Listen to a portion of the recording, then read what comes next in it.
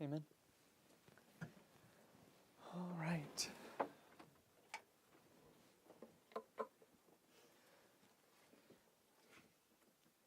So what I want to cover today and tomorrow, and maybe Sunday, is Daniel 11.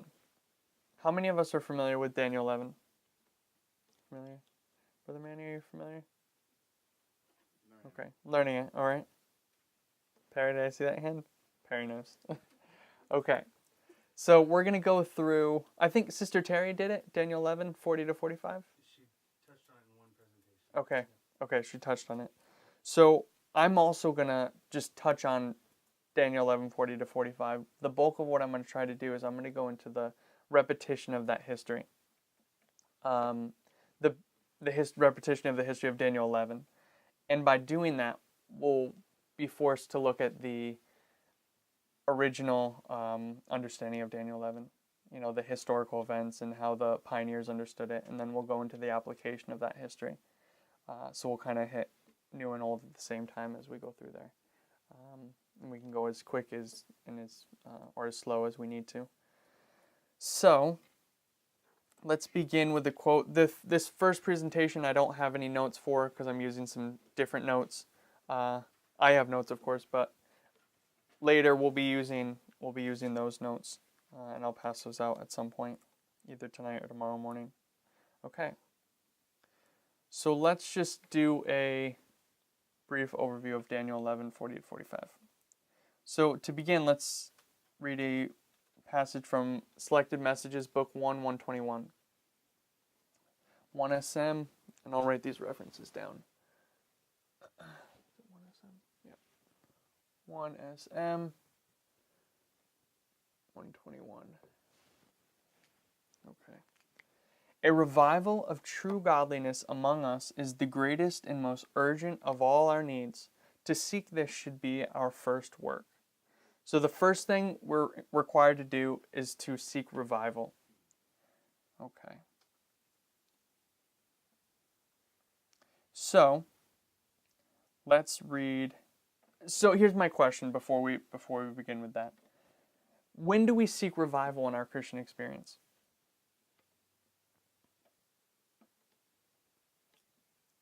Beginning, middle, end? Beginning.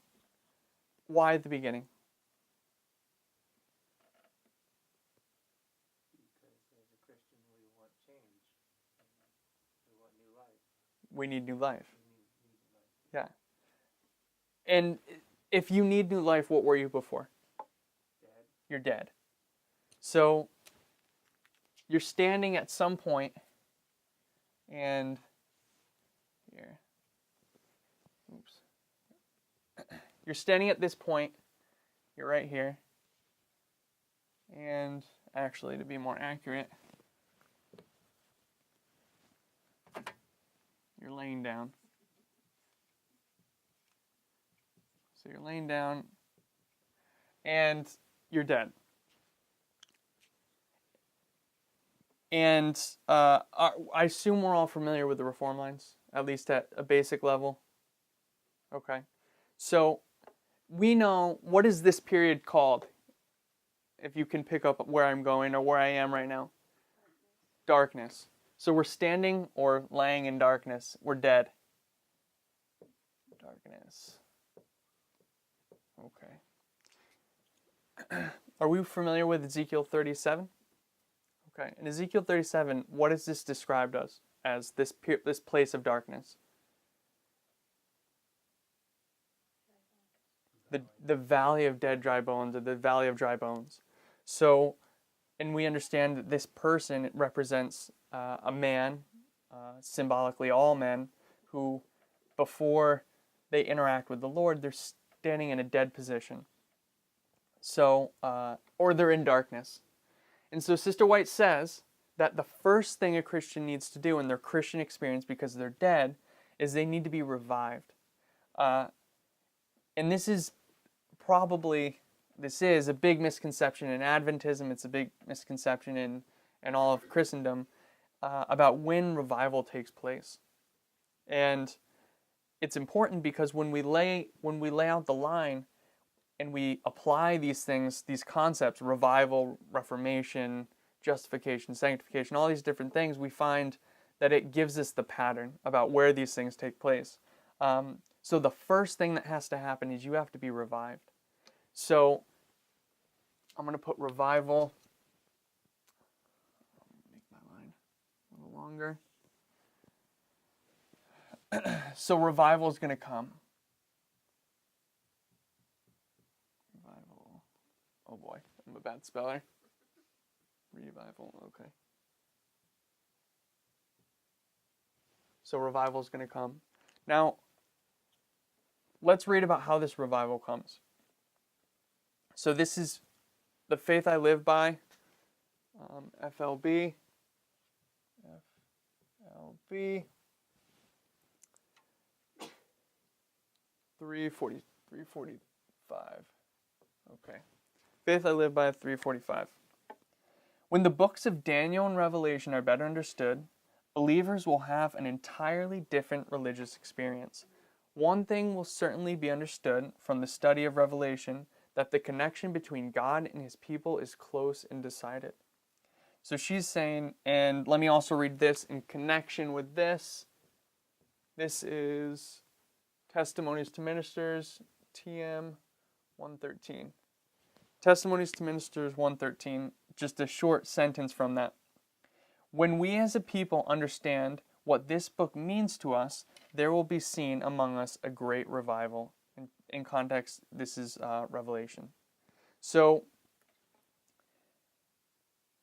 what we see here is that the thing that's going to revive us is a better understanding, or a better understanding of the books of Daniel and Revelation. And when we have this understanding, then this revival will come. So, what is Daniel and the Revelation? What is that? Maybe that's a bad question. Let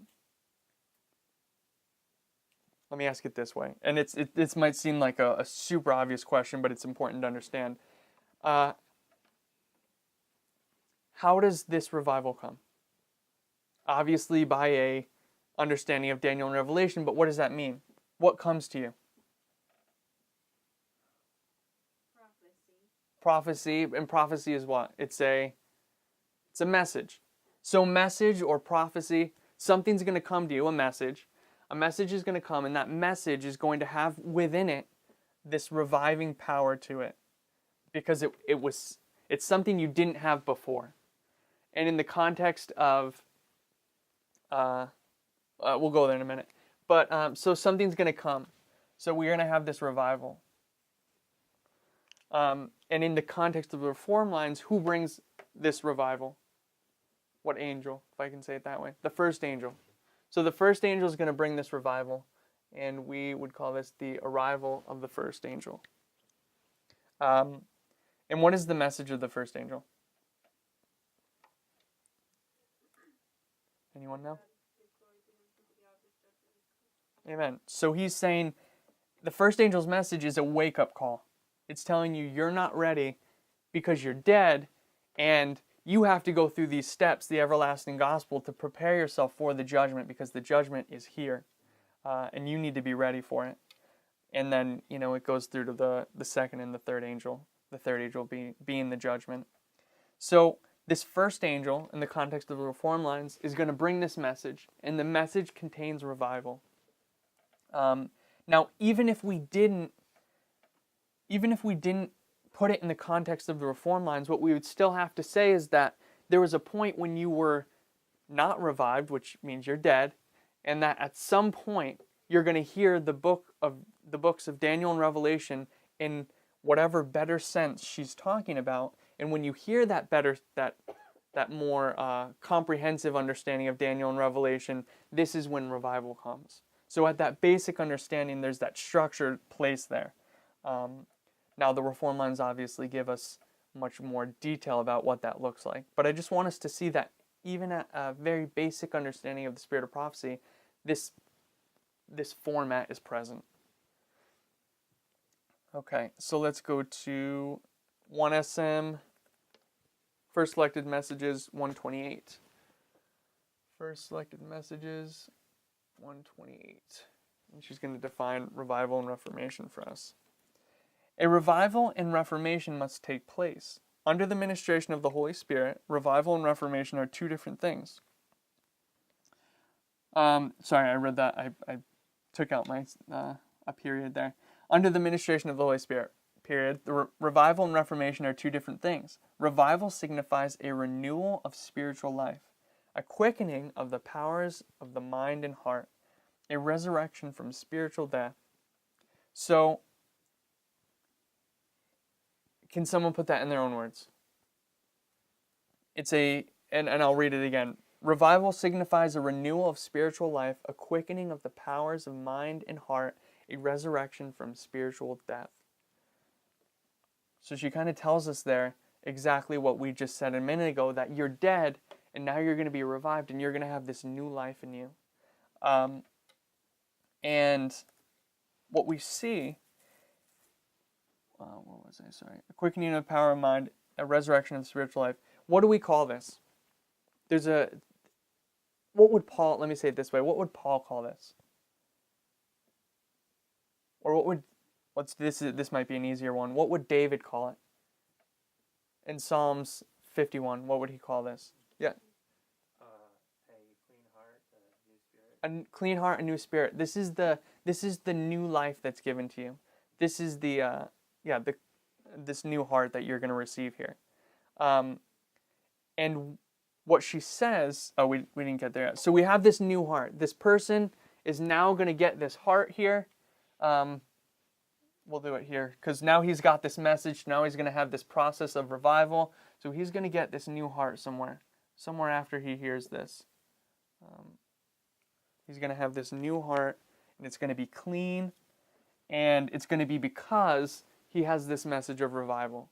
And in the context here, this isn't a message about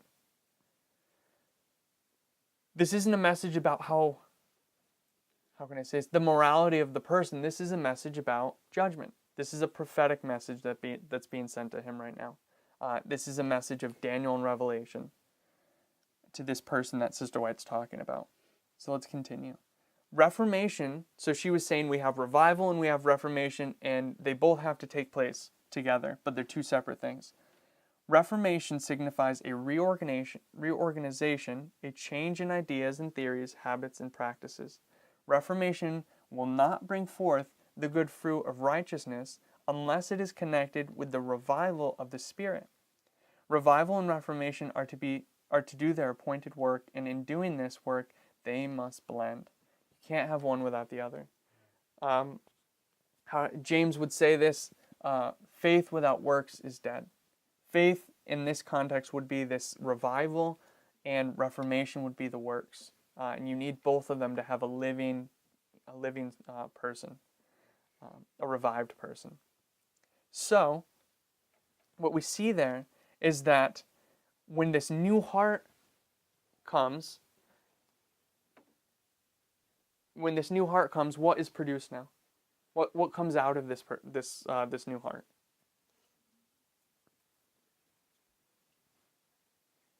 Anyone? New life, good works. So this heart is going to produce righteous action.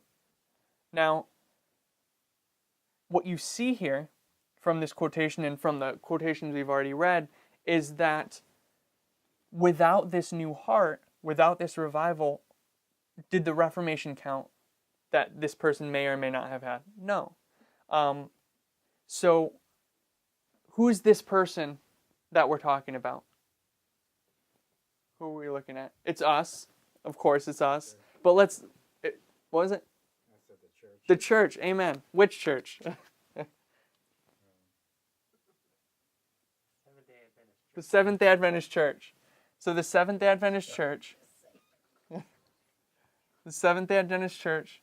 is in this position of darkness, or they're dead, and this message comes, and now, as a people, they have the opportunity to receive this new heart. And when they receive this new heart, they're going to receive righteous action. Now, what's important to understand, and this is a bigger topic, and it's connected to a lot of different things, but I'm just placing seeds for studies that are going on presently with this. But what we see is that Adventism,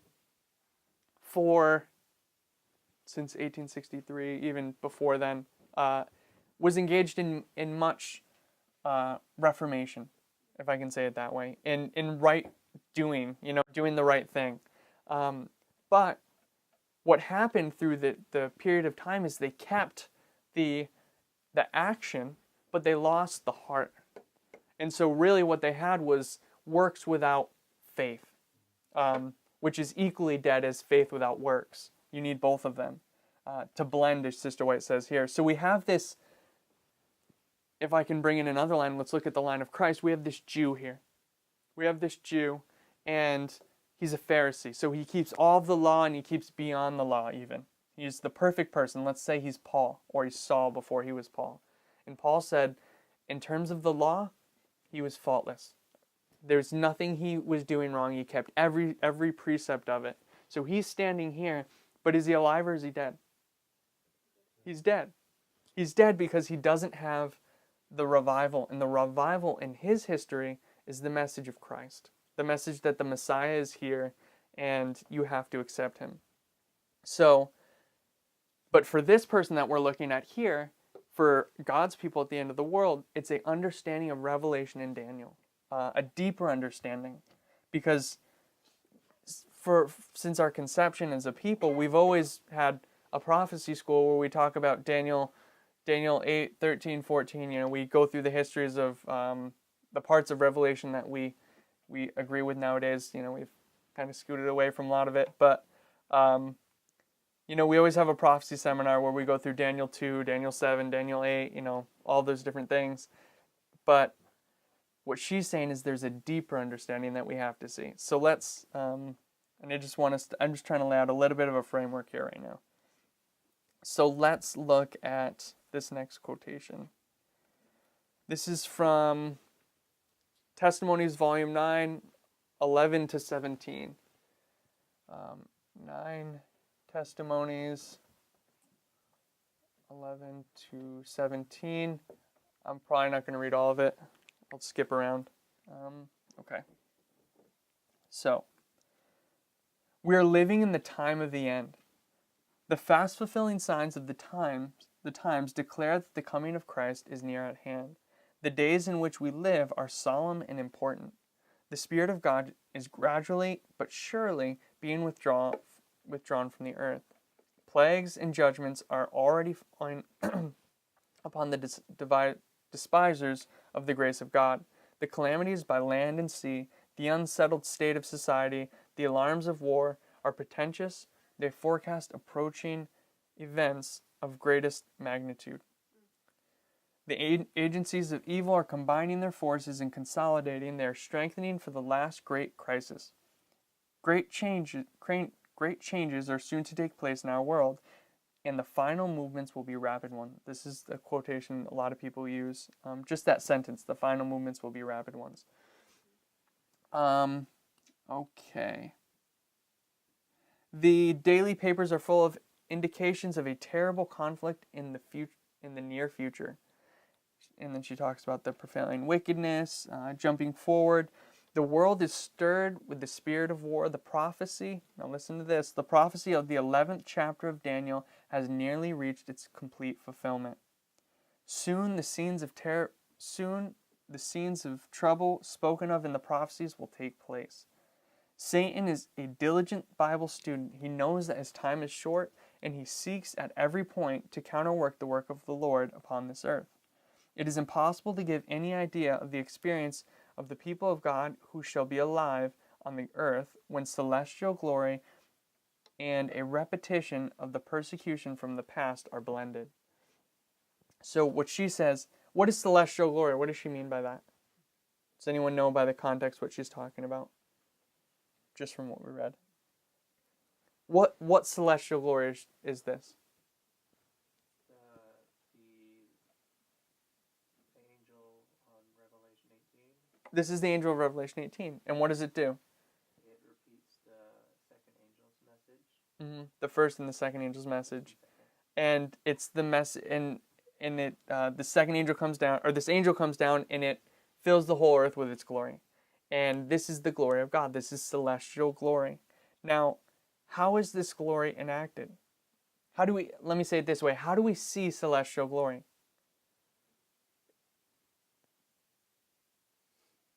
Well, there's a couple different examples in the Bible. One is they saw it in the face of Moses. In the face of Moses. So we have Moses. What else? Mount of Transfiguration. Mount of Transfiguration.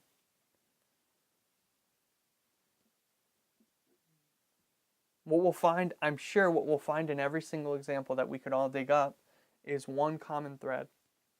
You see it in a person. Celestial glory comes from seeing someone who has accepted revival and reformation, someone who has this new heart, this new life in them, doing the work of God, fulfilling His will. And when you see that, that's celestial glory. So what we need to see, what I want us to see here is she's saying there comes a time on the earth where celestial glory, or perfect people doing the will of God, will meet, if I can say it this way, perfect persecution. You have these two contrasting things, and maybe perfect persecution is a bad way of saying it, but what she's saying is you're going to have this repetition.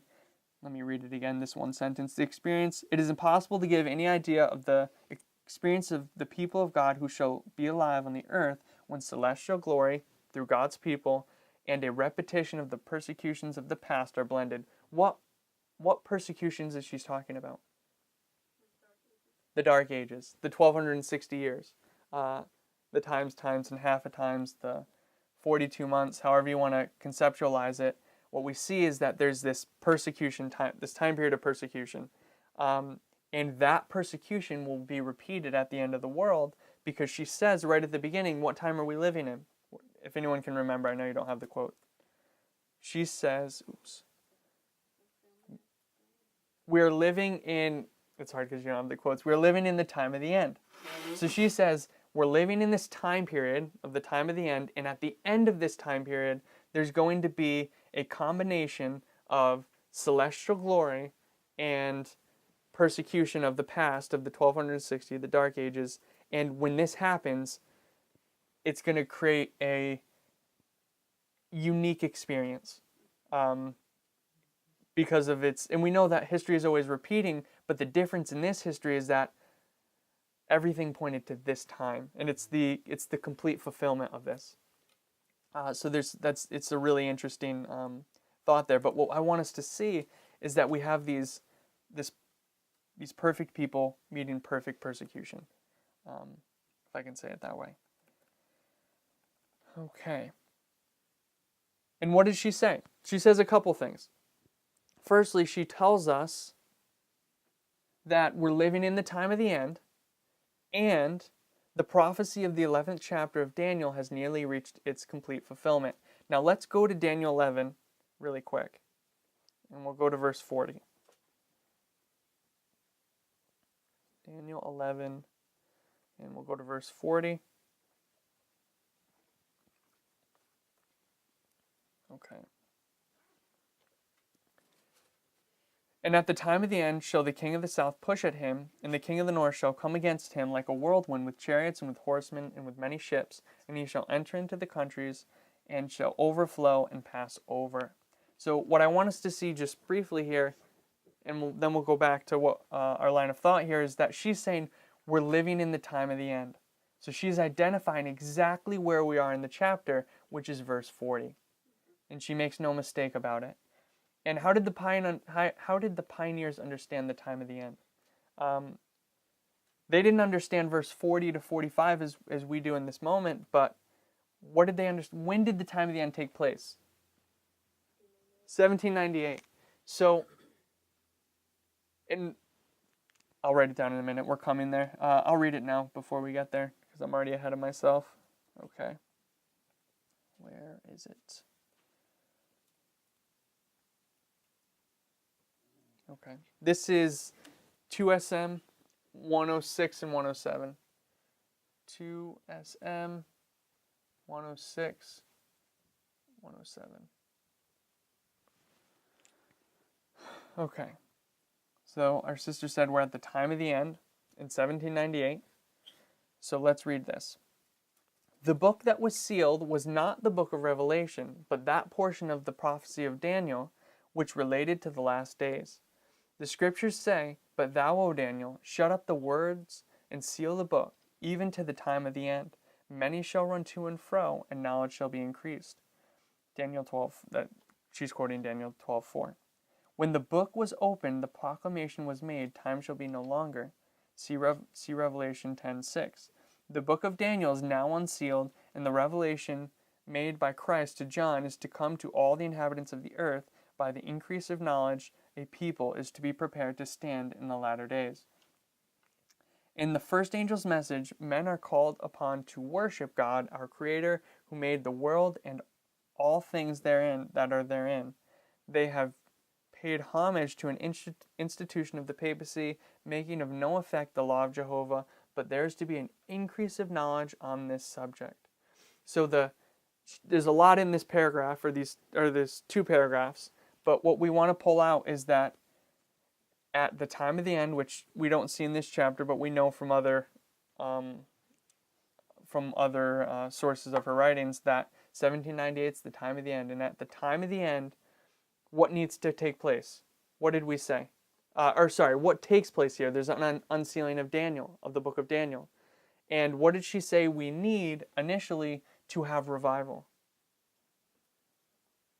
A better understanding of Daniel and Revelation. A better understanding of Daniel and Revelation. So she's saying at the time of the end, and she's looking back, she was looking back at 1798, and she's saying at the time of the end, we see that there's a increase of knowledge on the book of Daniel. And what did it produce? It produced revival. Through William Miller and his associates who understood this message and learned this message, they firstly changed their individual lives, but then they also went into the world and spread this message, the message of the near coming of Christ, and they prepared a people to stand for the time of judgment, which was, for them, 1844. So, this message that we have here that comes, this better understanding of the book of Daniel and Revelation,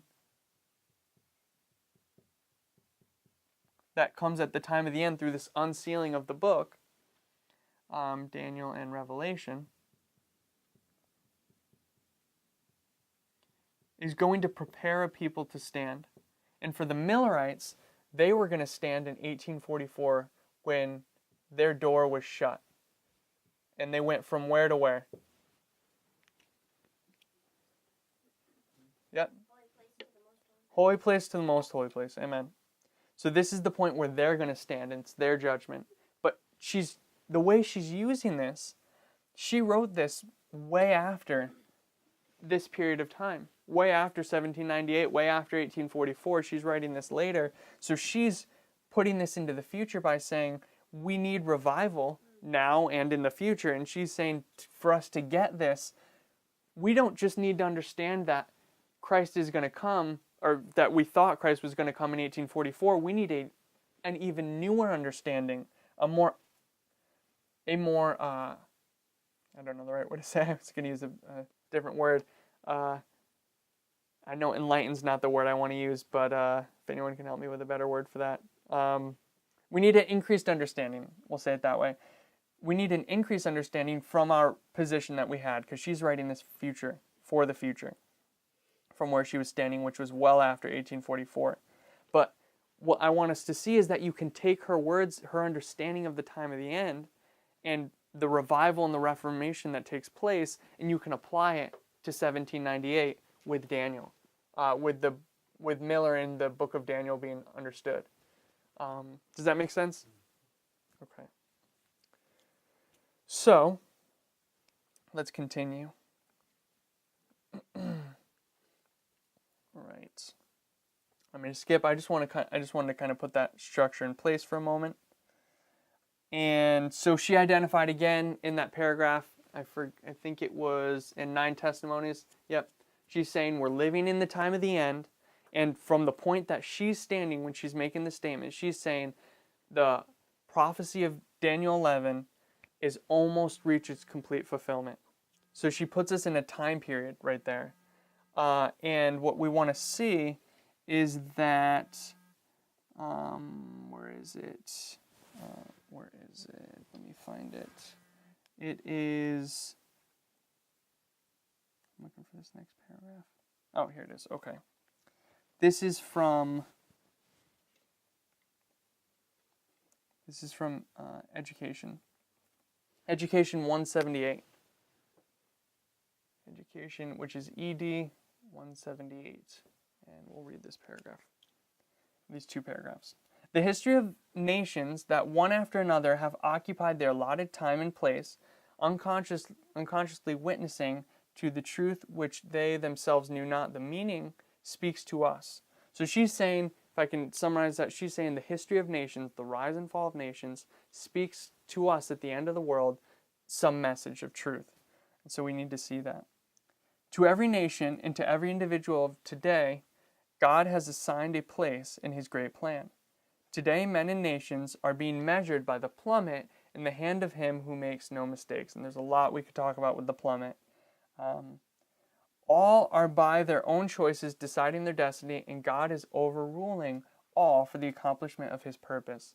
The history which the great I Am has marked out in his word, uniting link after link in the prophetic chain from eternity in the past to eternity in the future, tells us where we are today in the process of events and what may be expected in the time to come. All that prophecy has foretold as coming to pass until the present time has been traced on the pages of history, and we may be assured that all which is yet to come will be fulfilled. So what did she say is the next thing to come? She said it's the fulfillment of the rest of Daniel 11. And she says we're standing, because she places us at the time of the end, we're standing at verse 40, looking forward. Okay, so we read verse 40, and at the time of the end shall the king of the south push at him, and the king of the north shall come against him like a whirlwind, with chariots and with horsemen, and with many ships, and he shall enter into the countries and shall overflow and pass over. So this is Great Controversy 356. GC 356. But at the time of the end, says the prophet, many shall run to and fro, and knowledge shall be increased. Daniel 12:4. Since 1798, the time of the end, the book of Daniel has been unsealed, and knowledge of the prophecies has increased, and many have proclaimed the solemn message of the judgment near. Okay. So, we're standing at 1798, we're standing at verse 40, and we have these two characters. Who are our two characters that we're looking at? King of the North and the King of the South. Too obvious of a question, obviously. We're standing here, and we're seeing this combat between these two powers. Now, we understand, where do we find, let me say it this way, or let me ask it this way. Where do we find where do the pioneers take their understanding of what took place in 1798? And then my next question is, what took place in 1798?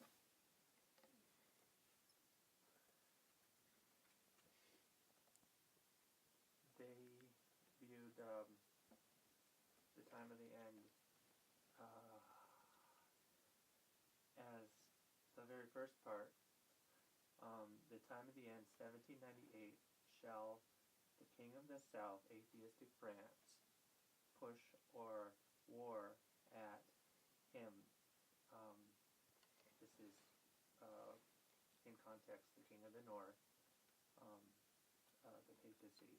So at this time, it was Berthier by the Napoleon's general that went in and took the Pope captive, giving the deadly wound. Mm-hmm. So you're hitting on the point. From my understanding, they didn't understand Daniel 11, verse 40. They didn't understand it in its full context and completeness, but what they did understand is what you said at the end, the deadly wound. Now, where's the deadly wound? This is Revelation chapter 13. 13. Do you know which verse? No. Verse 3. So Revelation 13, verse 3, we have this deadly wound mentioned. We have this beast.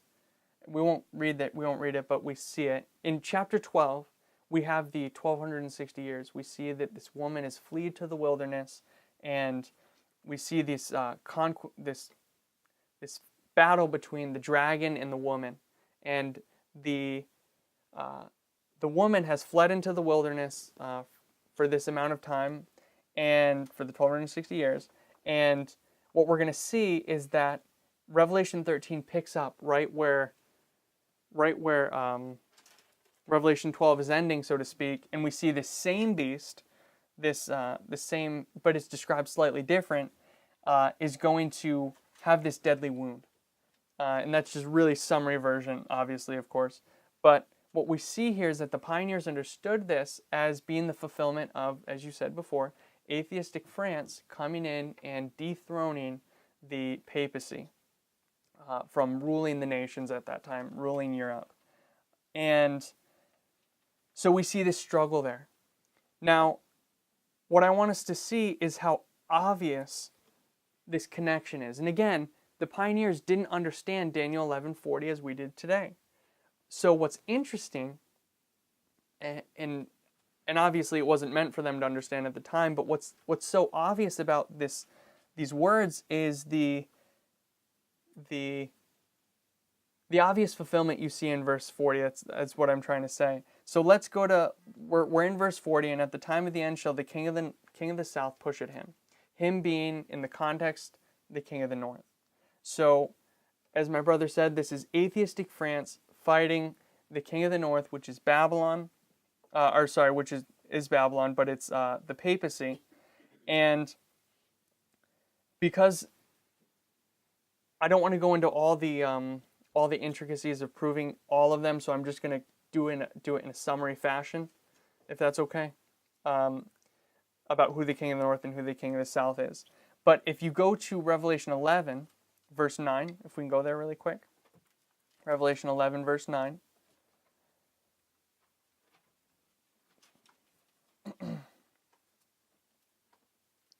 So we know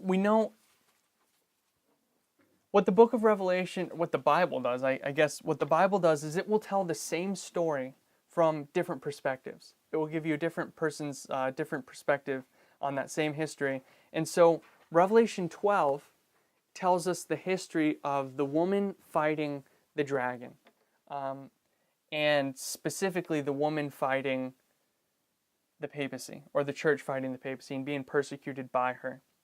But Revelation 11 is going to tell you the same history, and instead of calling it a times, and half a time, or sorry, I think Revelation 12 is, let me just make sure so I'm not misquoting it.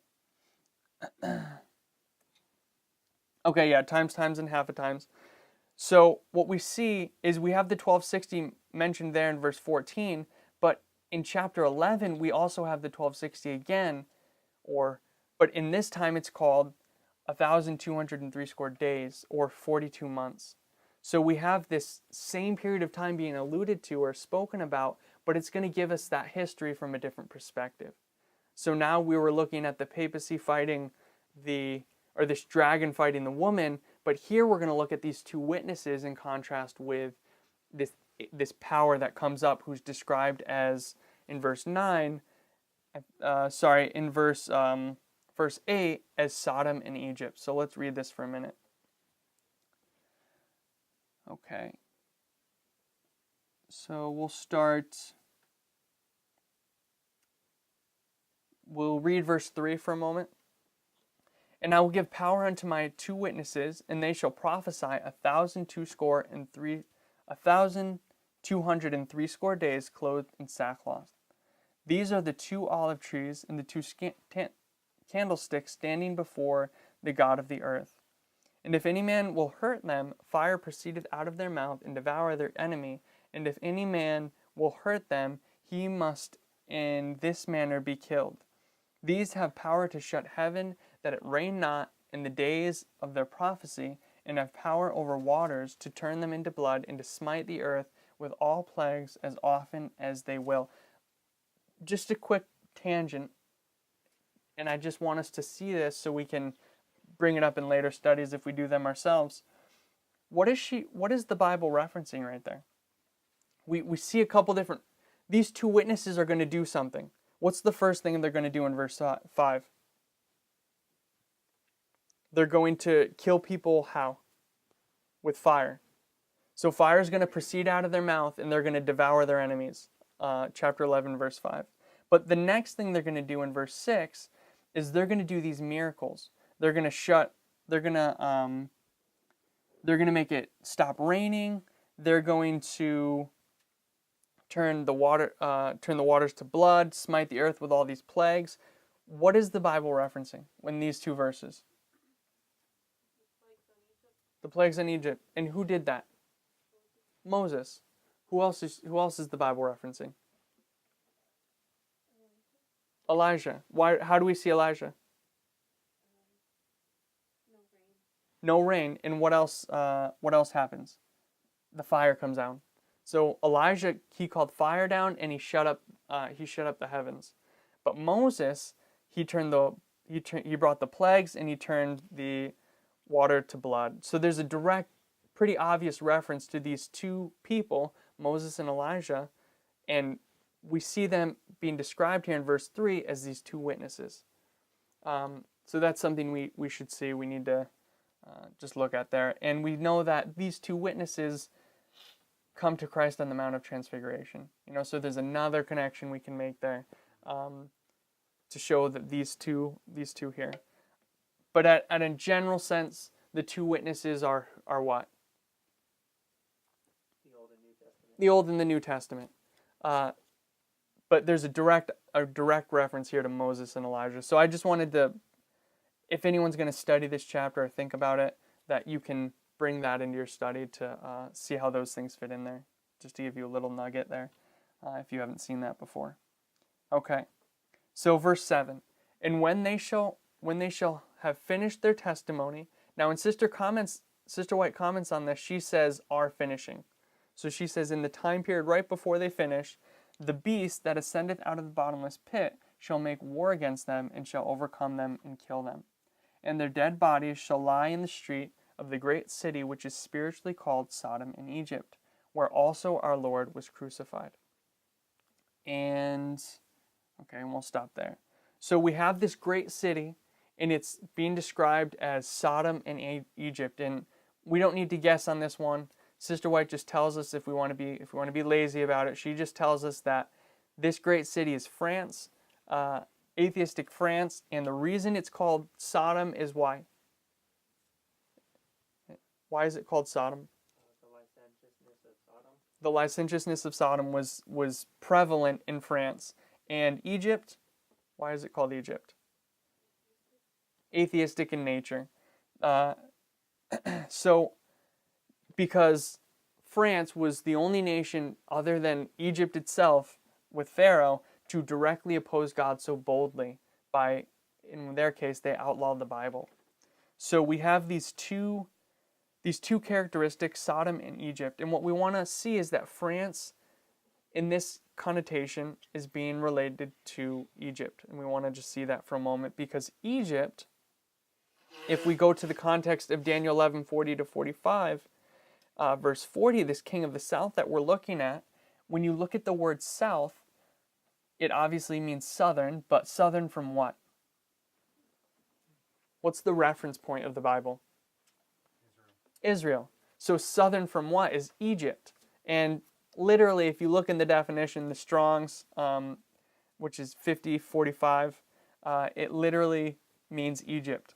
So it directly connects us there. So it's really interesting. It's a really obvious thing that south connects us to Egypt. And so we have this contrast. And if you know the history, and we'll talk about it more tomorrow, if you know the history of chapter 11, as the pioneers understood it, who are the two nations that are fighting, if anyone knows? The two regions, let's put it that way. We have Egypt and Syria. So Egypt and Syria are going to fight each other over all these years that we'll look at, and they're just going to go back and forth, battle for battle, tit for tat, so to speak. And we come down to verse 40, where this battle has progressed to now the end of the battle between these two powers, and we see that we're looking at the time of the end, as Sister White is placing us in verse 40, and we understand that the pioneers understood the contest there that's taking place, that at that point, the king of the south, being France, is going to push or attack the king of the north, which is the papacy or Babylon, to transfer the symbology.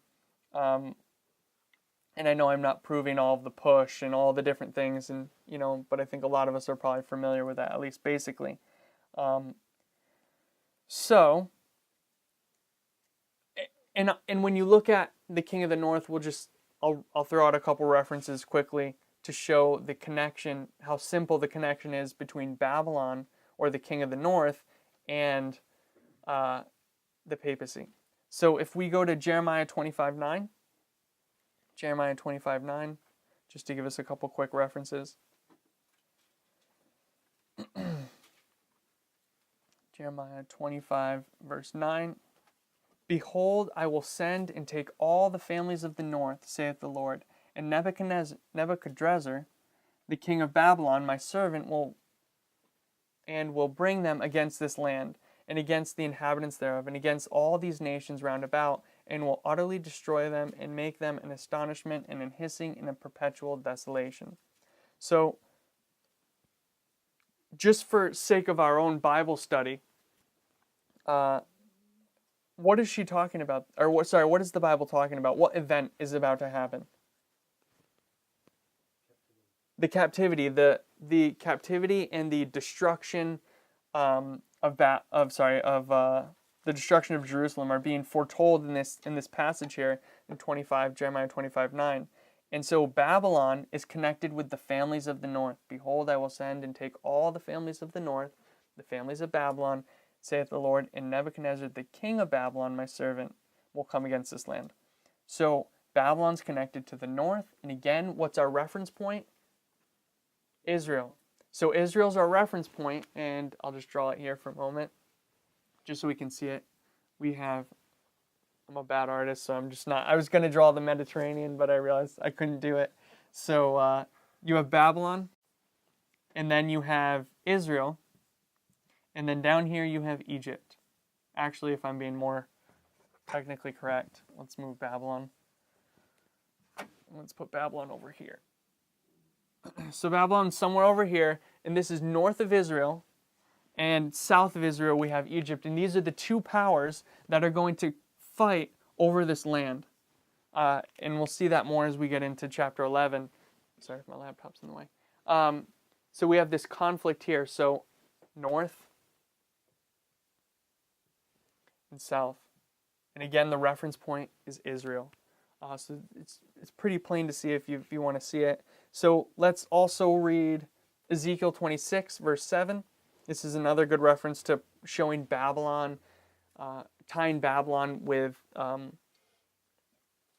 north, and then we're going to tie north and Babylon to the papacy.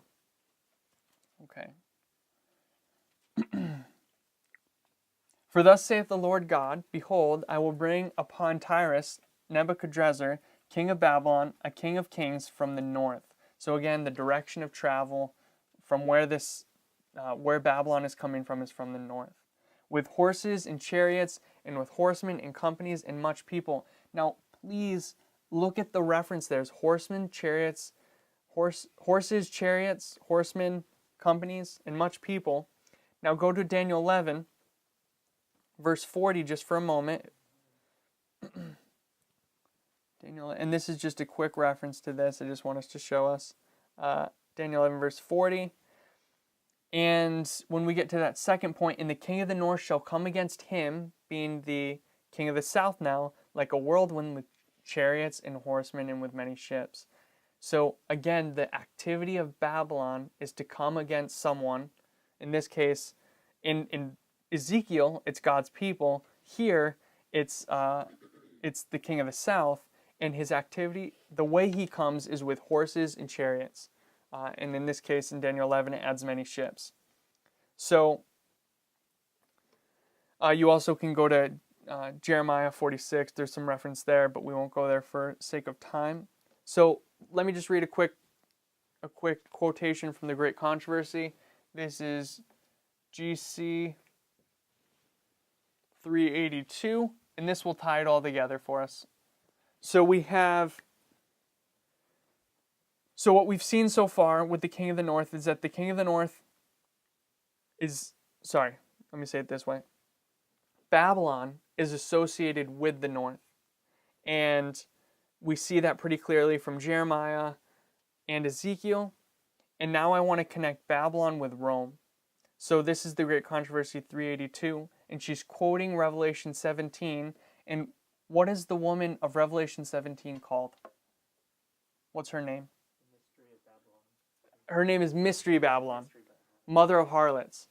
So Mystery Babylon, mother of harlots, is being described here in the Great Controversy 382. The woman of Revelation, the woman being the mother of Mystery Babylon, mother of harlots, of Revelation 17 is described as arrayed in purple and scarlet and colored and decked with fine gold. Decked with gold and precious stones and pearls, and having a great cup in her hand full of abominations of filthiness, skipping down because she's just going to make some quotes. The power that for so many centuries maintained despotic sway over the monarchs of Christendom is Rome. So she directly ties Babylon, which is from the north, which we understand as the king of the north because of locality from Israel, is going to be described here in Great Controversy as Rome. So there's that connection there. It's a pretty clear one to see.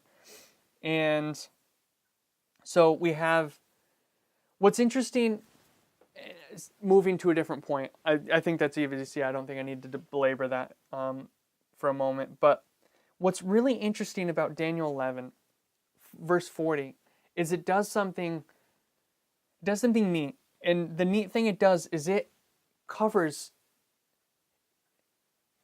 I don't know the best way to say it, but it covers a huge stretch of time.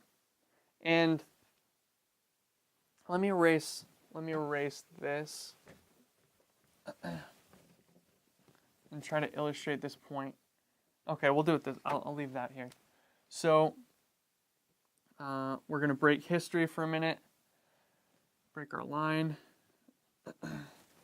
And again, like we were saying before, I think most of us are familiar with the repetition of history. So here we have the time of the end. This is 1798. Time of the end. We're in the toe. Which is really interesting that it's the toe, because what does the toe connect us with? The statue of Daniel 2. You know, we're in the feet. We're in the toes. Which has always been I've always been fascinated by that. Okay, so, sorry, segue. So what we see here is that Daniel 11 verse 40, we have the king of the south, which is atheistic France, attacking the king of the north, which is Babylon, which is Rome. And it's going to deliver this deadly wound, and this deadly wound we find in Revelation 13, verse 4, I think we said. 3. Thanks. Okay, Revelation verse 3. It's either 3 or 4. So what we see is that they have this battle here, part 1, if I can say that, or part A. So I'm just going to put A down here. And the king of the south is going to win that battle. Now, in the same verse, in the context of the time of the end, there's this reciprocating attack by the king of the north. So let's read the verse again. Verse 40, and at the time of the end, and I'm going to insert some words here, and at the time of the end, where Sister White says we are now standing, where the last portions of Daniel 11 are going to be fulfilled, the last part of the prophecy. At the time of the end, 1798, shall the king of the south, France, atheistic France, push or attack at him being the king of the north, being the papacy. And the king of the north of the papacy shall come against him, the king of the south, like a whirlwind, and with chariots, and with horsemen, and with many ships, and he shall enter into the countries, and shall overflow and pass over. Now, we see here that the king of the north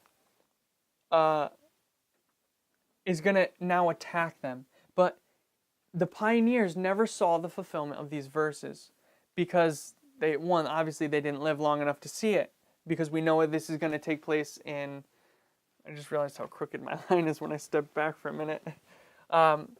We realize that, or they didn't see the fulfillment, and we understand that this is 1989. So let's put 1989 here, 1989, where we're going to see the fulfillment of the second part.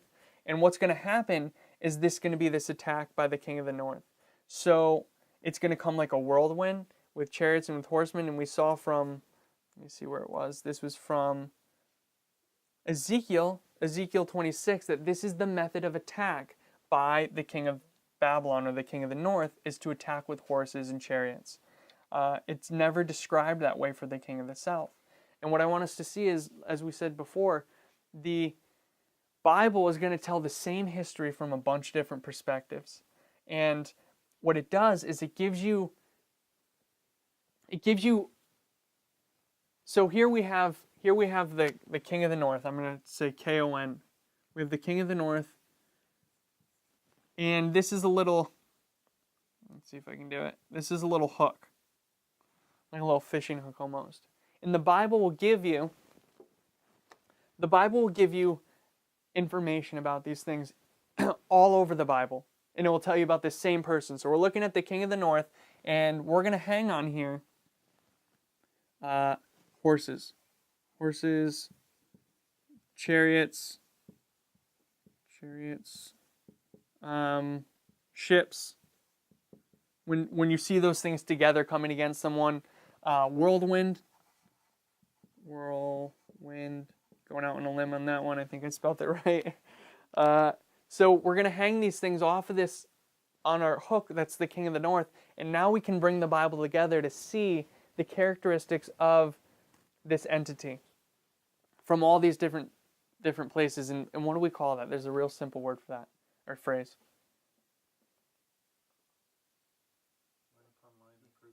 Line upon line, or the proof texting method.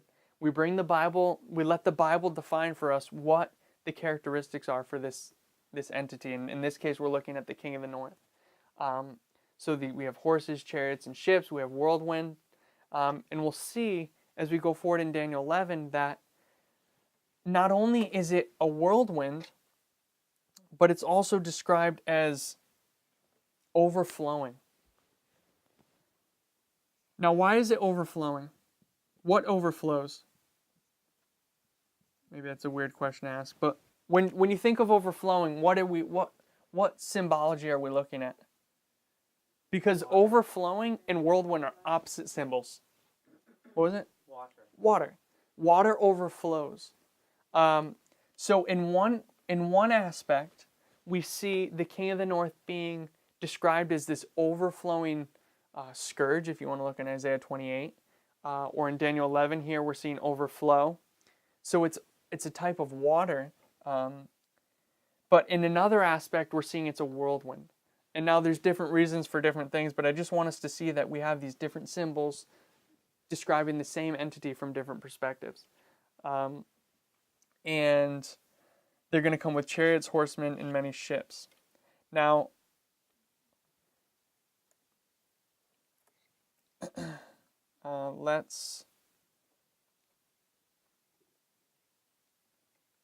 I think it's easy to see. I won't prove horses and chariots. They're obviously symbols of war. Ships, just to give you some references for sake of time, if you want to write them down. If you go to Psalms 107, verses 23, and Proverbs 31, verse 14, and Revelation 18, 17 through 19, you can connect all these ships. And what's really cool about this, about those references, Psalms 107, 23, Proverbs 31, 14, Revelation 18, 17 to 19, what it shows you is that one, one, it shows you that these ships are merchant ships, that ships are related to economic, the economy. But then all of those are connected. Revelation 18, and Revelation 18 is the destruction of what city? What great city? What? Babylon. So Babylon's going to be destroyed, or depicted being destroyed in Revelation 18, and you have these ships that are going to stand afar off. These are its merchants. These are the people that support her, are going to stand afar off while she's being destroyed because they can't help her. And so one thing that's really interesting there that we see is it just connects all of those things together, and it brings us right to Babylon, which we understand in Revelation is the papacy. That's our symbol there. Okay. I think I'm running out of time, so let me...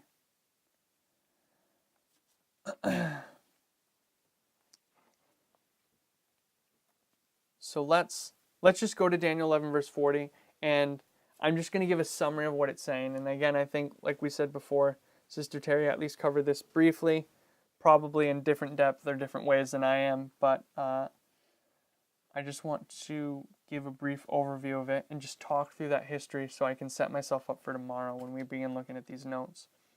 So, first off, what we were looking at here is that we have the first thing we saw was that we have, Sister White says that at the time of the end, when the books of Daniel are unsealed, books of Daniel and Revelation, that there will be a revival that gives us this new life because we're dead, and at that point, this is when celestial glory will shine, so to speak. And we know that this is 1798, the time of the end, when this is taking place.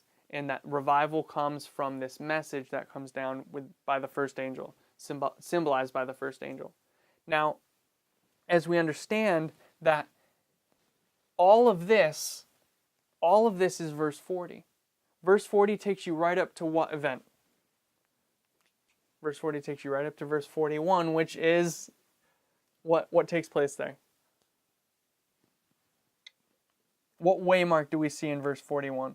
What's the major waymark that we're putting there? The National Sunday Law. The National Sunday Law. So this is the Sunday Law in the United States that's taking place here. So verse 40, the time of the end, is going to take you right up into that history. So we see that this part of verse 40 is also the time of the end.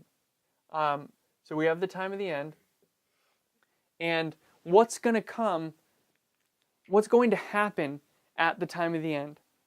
Daniel chapter 12 verse 4, what happens? There's an increase of knowledge. Why is there an increase of knowledge? Because a message is unsealed. So a message gets unsealed in the book of Daniel, and knowledge is going to increase. Knowledge increases just like it did for the Millerite history. Knowledge is going to increase. Miller understands the prophecies, begins to understand the prophecies, and he begins to spread that message. So knowledge increases, and what happens when this book is unsealed? What does Sister White say when we understand Daniel and Revelation better? We have a revival. So we were dead. We were dead, and now we're going to be alive because we have this revival, and this is going to give us this new heart through this message, through this prophetic message. And, oops, I have SDOs over here. Let me put, to be more accurate, let me put Protestants. Protestants. We have the Protestants, and then we have the SDAs. And the key thing we want to pick up is God's people.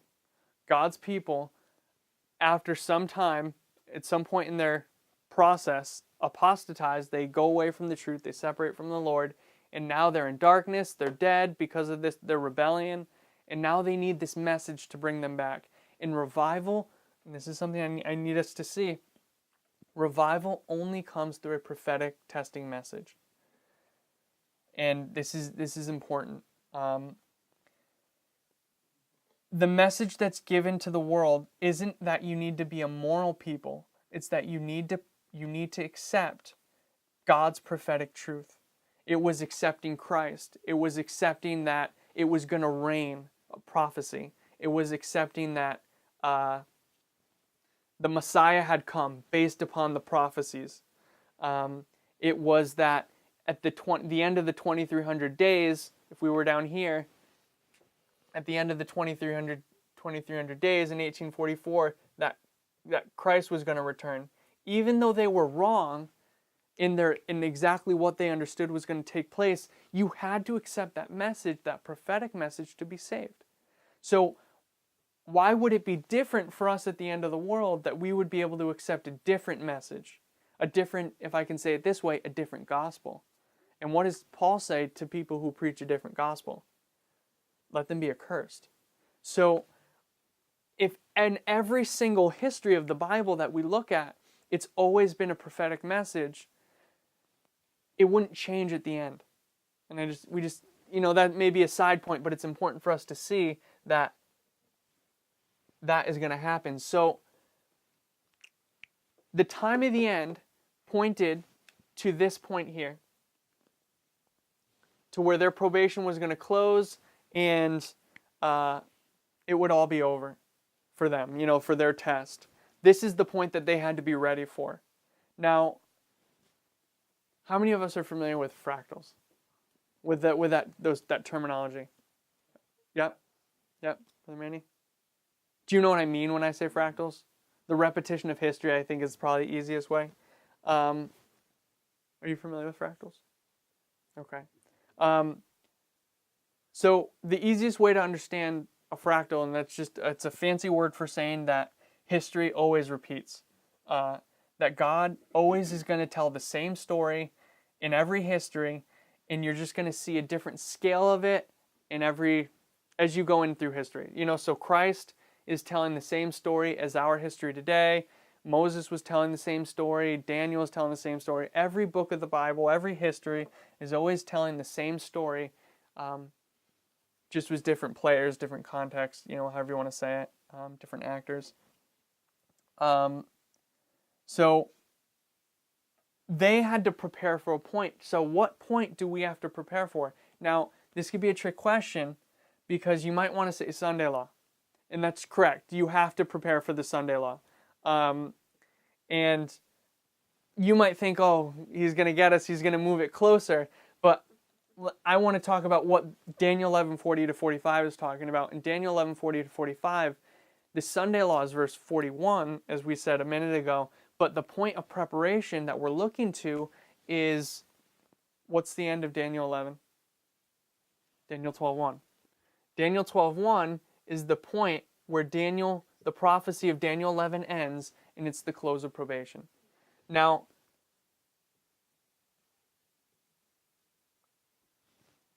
with further understanding and more further refinement of this point, we realize that this is at a macro scale. This is a big scale, and this is talking about all of humanity. But in that Adventism is, before that point, it's the Sunday law, when God's people need to be ready by. But if you're going to have a test, you have to be ready before the test. So, just obvious from that point. But so what we see here is that this is Daniel 11:40, part A. This is Daniel 11:40, part B of the same verse.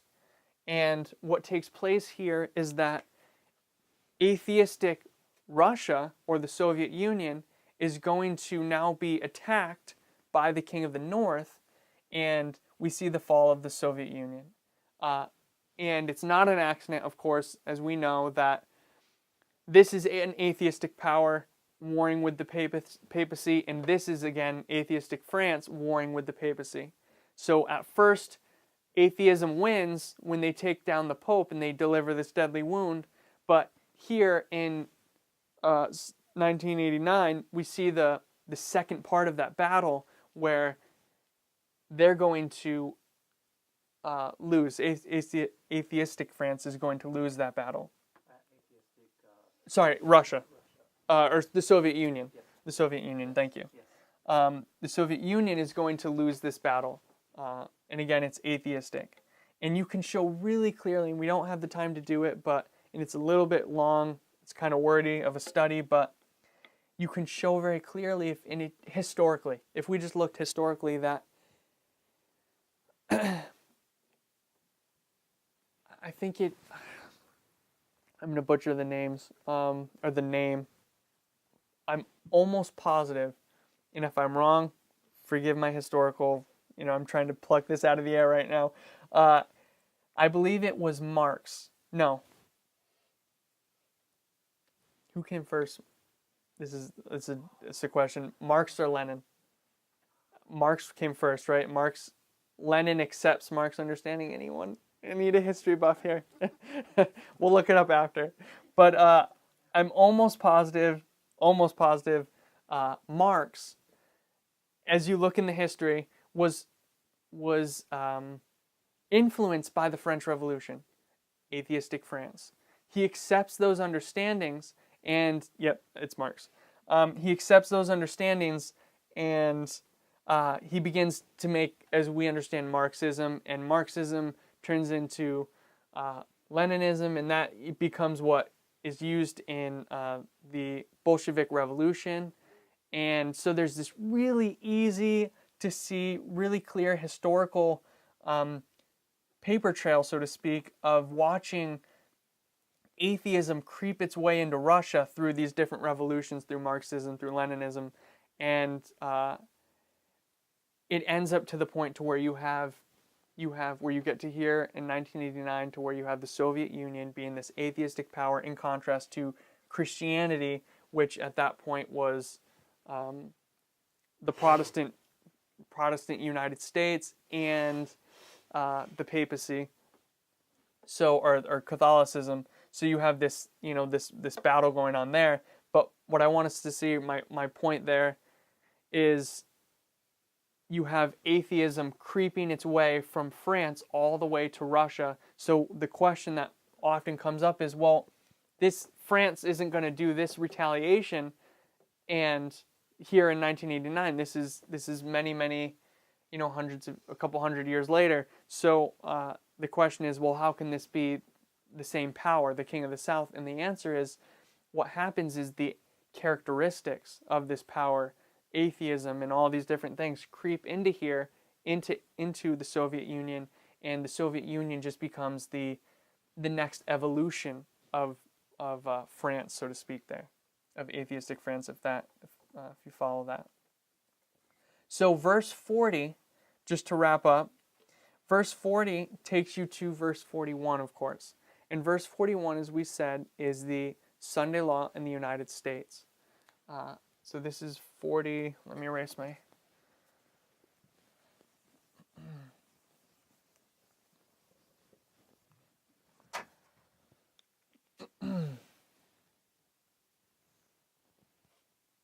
So verse 40, we have, I'll just put Sunday law.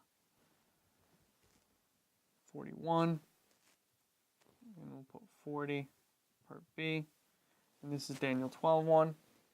So what we see here is that this is the national Sunday law, and he shall enter also into the glorious land. Now, as we understand, all of these things become symbolic, and the glorious land historically is what? What? Heaven. What is it on earth?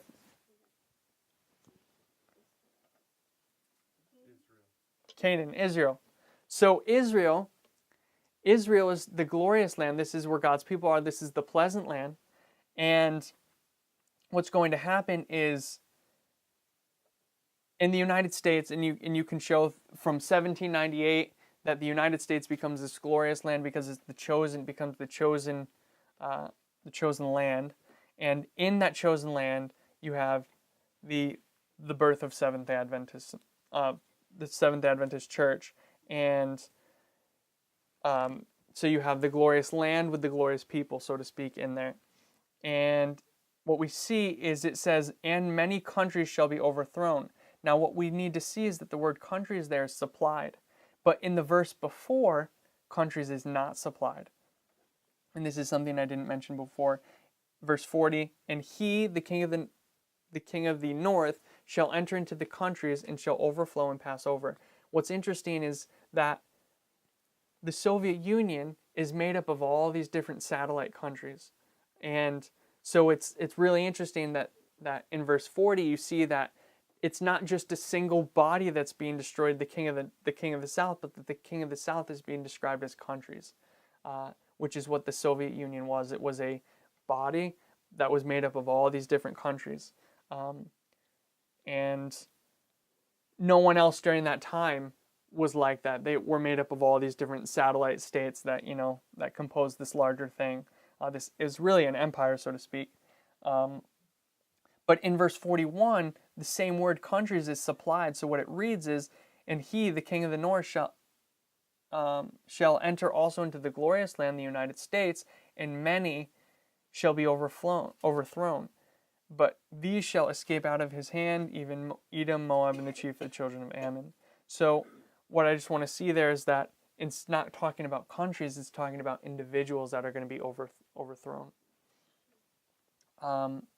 So there's three major waymarks you see in Daniel 11, 40 to 45, and I have them here.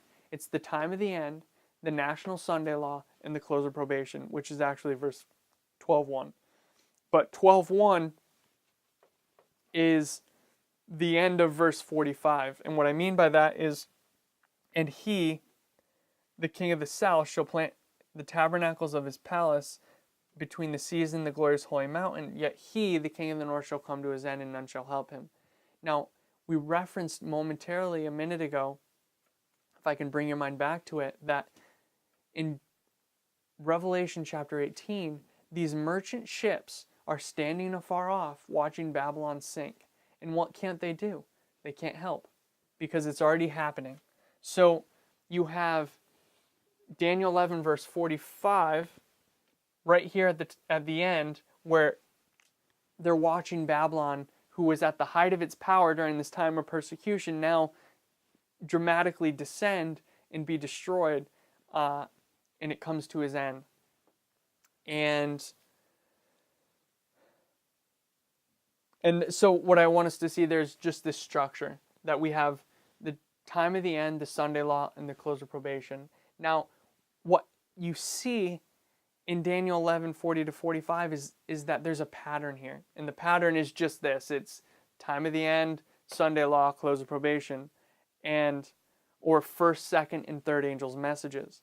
And that pattern can be superimposed over the entire Bible, as we understand.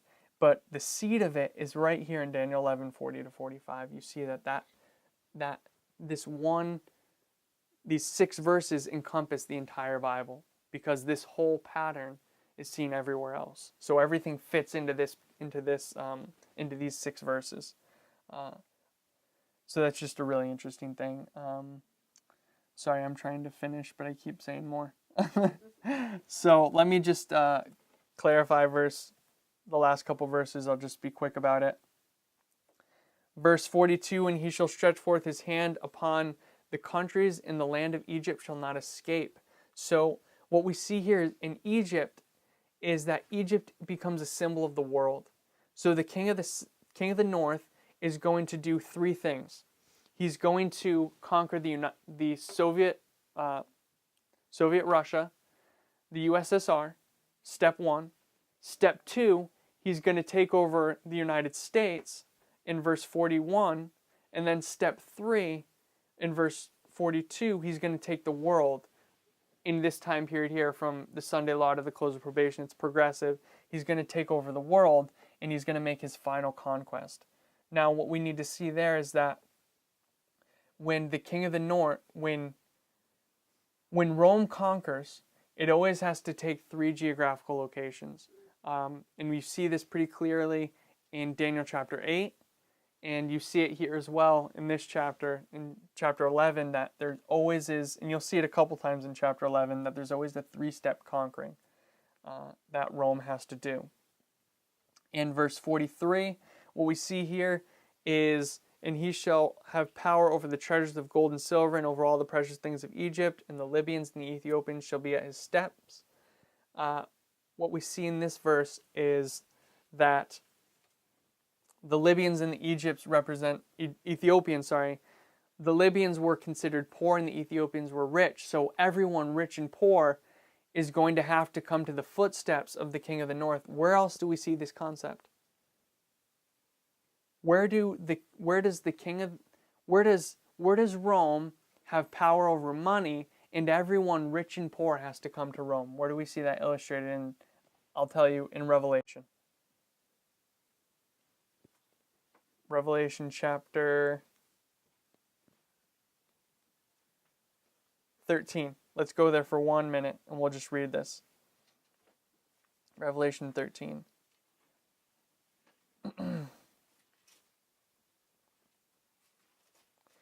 Verse 13, verse 16. And he caused all, both small and great, rich and poor, or the Libyans and the Ethiopians, to receive a mark in their hand or in their forehead. And verse 17, and that no man might buy or sell save he that had the mark or the name of the beast or the number of his name. So going back to chapter 11, Daniel 11, verse 43, what we see there is a pretty direct reference to that kind of situation, that the king of the north, which is Babylon, which is Rome, is going to have power over the money and all the precious things of the world, and rich and poor have to come to his steps to pay homage, so to speak, if that makes sense. And so it's a direct reference to Revelation 13 right there. So, verse 44, but tidings out of the east and out of the north shall trouble him, therefore he shall go forth with great fury to destroy and to utterly make away many. So what we see here in verse 44 is two messages are going to trouble the king of the north. And it's the tidings or the messages out of the east and out of the north. Now, what are these two messages? Does anyone know? What message is the message of the north? Judgment, yes, but it's the, what? Control, okay. The message of the north is the message of the king of the north. What message does God people give? They give the message. So if we're looking in this context, we're looking here, we have this group of people who gets revived, and they're going to give a message because they receive. What message do they receive? They receive Daniel 11, 40 to 45. They receive this message, and this is the message of the man of sin. And we read it earlier. I don't know if you caught it, but Sister White says that the how did she say it? The last events plainly foretold is. I got to go back to it. I'm going to butcher it if I try to quote it. Let me find it.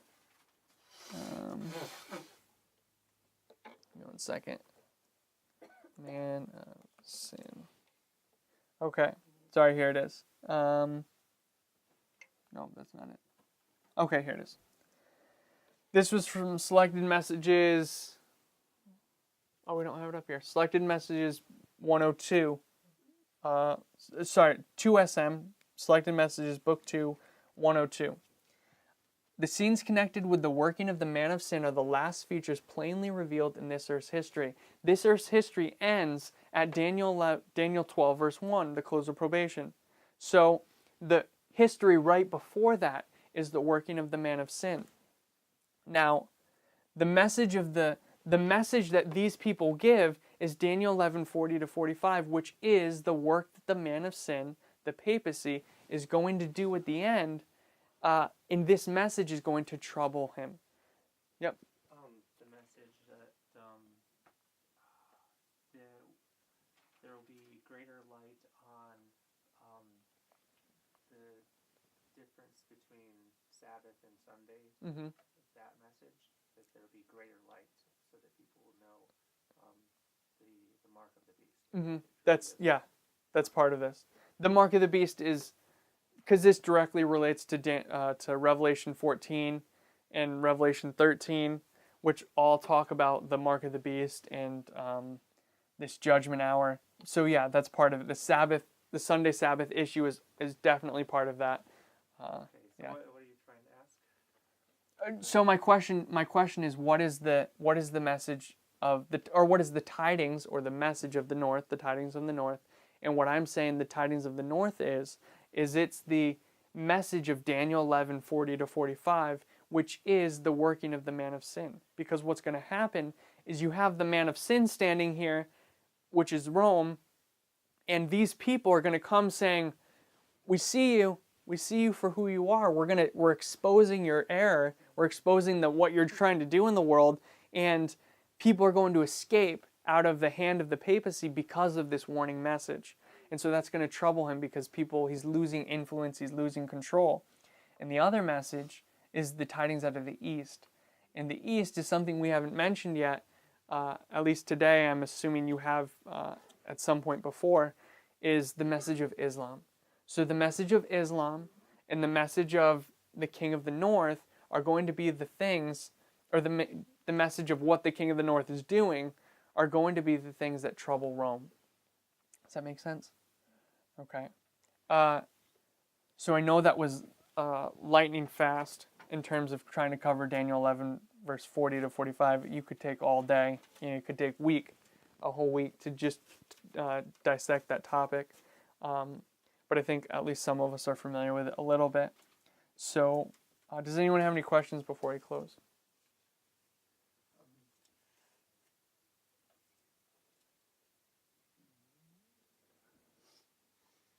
Okay. All right. So if nobody has any questions, then we'll close. And tomorrow we'll start looking at the notes. So we looked at the end history here briefly. And now we're going to work back to Daniel 11, verse 1, and we'll work through as far as we can get. We'll see.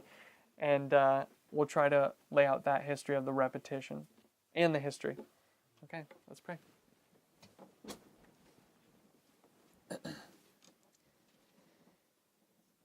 Dear Heavenly Father, Lord, we thank you so much for this holy Sabbath day. We thank you for your mercy and your grace upon us. We thank you for the traveling mercies that you've given us all to arrive here. And we ask, Lord, that as we close these meetings, that you would give us again traveling mercies as we go home and as we prepare for the rest of the Sabbath day, that we would have a good night's rest and we would be ready for whatever you have in store for us, Lord. We ask now for your blessing and your love to be poured out upon us. In Jesus' name, amen.